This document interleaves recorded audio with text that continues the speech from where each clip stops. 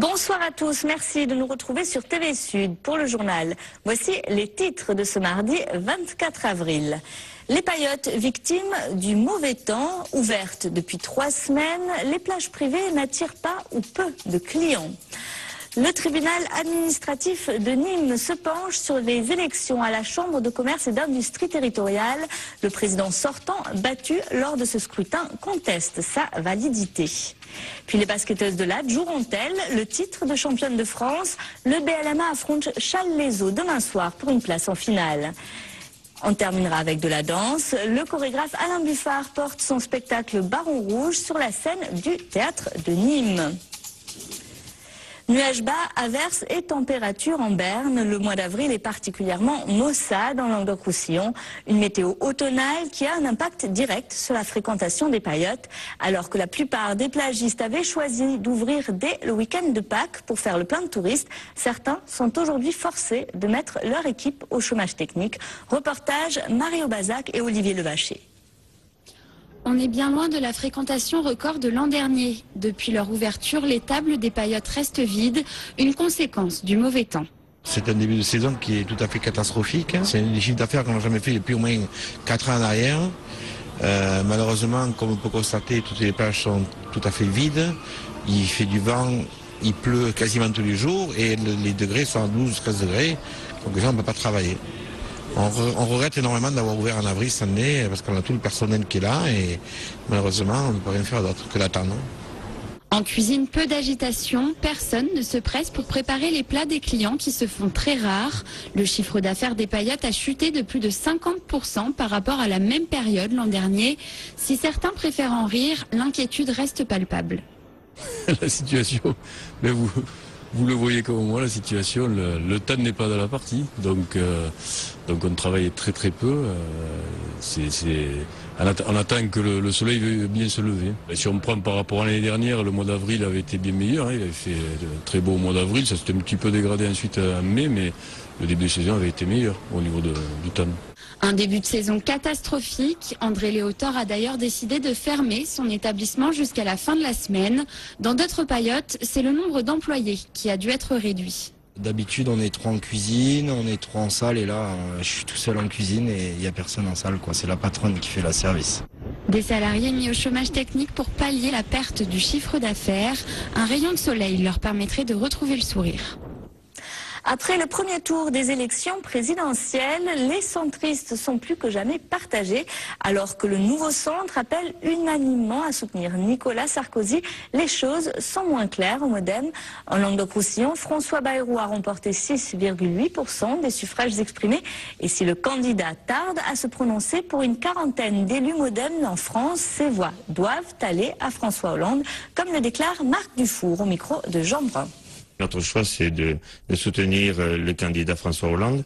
Depuis de nombreux mois, tous les élus Modem qui ont fait le choix de travailler dans le cadre d'exécutifs de gauche, que ce soit des mairies, que ce soit des départements, que ce soit des régions, nous pensons que nous devons continuer à défendre nos idées, y compris au niveau national, dans le cadre, je dirais, d'une politique qui corresponde le mieux à nos valeurs. Alors nous avons travaillé déjà depuis de nombreux mois, une équipe d'une 50aine d'élus. Aujourd'hui, nous sommes plus de 100 à avoir rejoint cet appel et nous appelons clairement à voter pour François Hollande. Et dans les universités de Montpellier aussi, on vote. Ce matin, Anne Fraes a été reconduite pour 4 ans à la tête de la fac Paul Valéry. Quant au conseil d'administration de l'université Montpellier 2, il se réunit jeudi pour élire son nouveau président. Le 28 mars dernier, Philippe Auger avait été réélu président de Montpellier 1.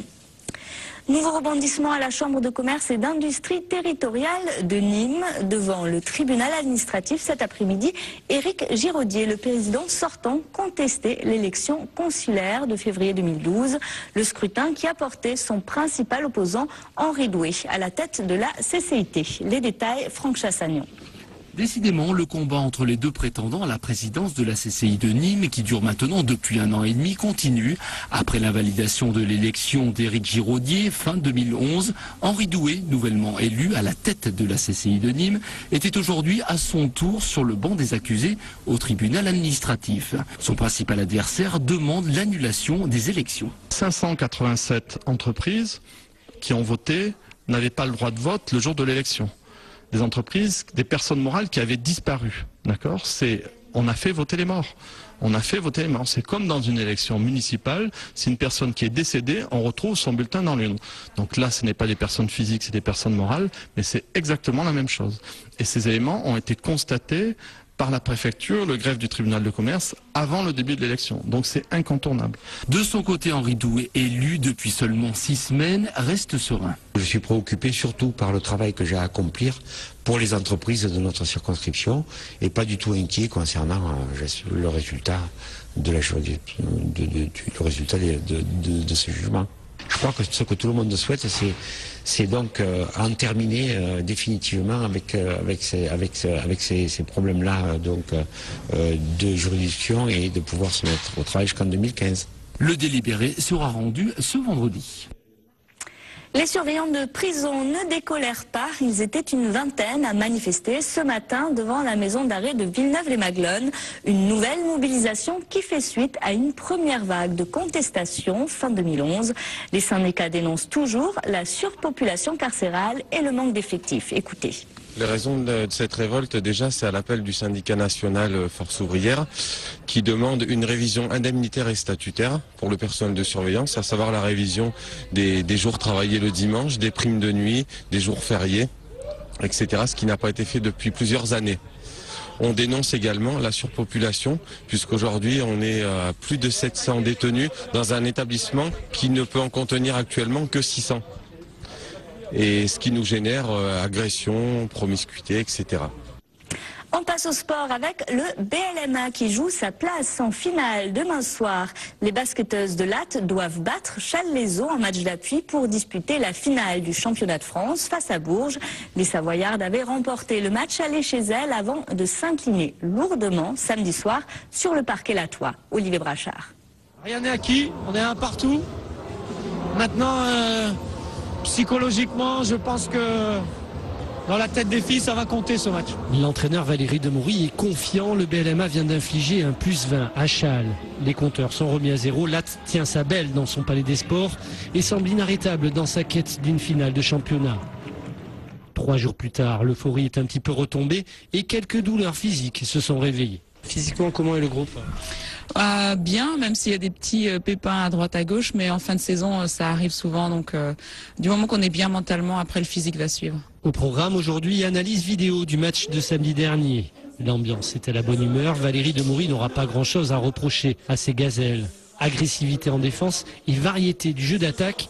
Voilà le cocktail que devra reproduire les Lattoises face à une équipe de Châles qui aura sûrement le couteau entre les dents. Châles va revenir un petit peu vexé d'avoir pris 20 points ici, que c'est le match où on gagne, on rentre à la maison, donc voilà, on a envie de continuer. On a fait un bon match samedi, il faut garder la même agressivité, la même intensité tout au long du match et normalement ça devrait passer. Allez, au revoir. Une nouvelle recrue pour le HBCN, la handballeuse Marion Limal vient de signer pour 2 ans à Nîmes. L'arrière-gauche internationale joue actuellement à Metz. L'équipe de France de karaté est actuellement en stage au Krebs de Montpellier. Une semaine de préparation au Pôle France avant les championnats d'Europe qui se tiendront du 10 au 13 mai prochain à Tenerife. Ce ne sera pas facile de faire mieux qu'en Suisse. L'an passé, les karatékas français avaient remporté 12 médailles. Mais cette année, le directeur technique national vise plus d'or. On l'écoute au micro d'Olivier Brachard. Le plus important dans le classement des nations, c'est les médailles d'or. Donc faire autant de médailles qu'à Zurich, ça risque d'être compliqué, mais d'arriver quand même à décrocher quelques médailles d'or en plus, on en a vécu une avec Nadège Haït Ibrahim l'année dernière. Je pense qu'avec les 2 équipes, hommes et femmes, qui ont fait toutes les 2 deuxièmes l'année dernière, on espère surtout essayer de marquer un grand coup, enfin au moins impacter l'Espagne, leur dire voilà, on est chez vous, mais on va faire le maximum pour, 1, vous barrer la route, et 2, nous, que ça soit un terrain un tremplin pour les championnats du monde de Bercy. Voilà, les championnats du monde qui se tiendront donc fin novembre à Bercy, à Paris. Alain Buffard est l'artiste associé du théâtre de Nîmes depuis plus d'1 an à présent. Une nouvelle fois en résidence dans le Gard, le chorégraphe porte ce soir son nouveau spectacle sur scène. Baron Samedi est un ballet moderne inspiré de la culture haïtienne. Et pour auditionner et recruter ses danseurs-performeurs, Alain Buffard a effectué le tour du monde. Alain Belon a assisté aux toutes dernières répétitions. Regardez. Ils chantent, dansent et jouent la comédie. Ce sont les danseurs-performeurs du nouveau spectacle d'Alain Buffard, Baron Samedi, accompagné de 2 musiciens. Ils nous font vivre différents tableaux où l'imaginaire et le voyage sont présents.